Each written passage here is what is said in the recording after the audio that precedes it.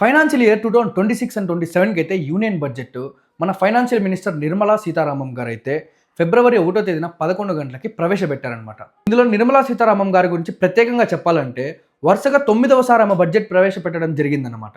And budget గురించి మాడుకున్నామంటే financial year 26 and 27కి గాను capital expenditure కింద 12.2 లక్షల కోట్లు అయితే ప్రకటించడం జరిగింది. అండ్ క్యాపిటల్ ఎక్స్పెండిచర్ అంటే ఏమి అనుకుంటున్నారా? దాని గురించి మాట్లాడదాం. లాంగ్ టర్మ్ అసెట్స్ అనమాట. వీటి మీద మనం డబ్బులు ఖర్చు పెట్టామంటే రెవెన్యూ జనరేట్ అవుతుంది అని చెప్పి, like roads, buses, railway stations, airports, schools, hospitals etcetera. And last financial year 2025 and 26లో అయితే 11.2 లక్షల కోట్లు అయితే ప్రవేశించడం జరిగింది.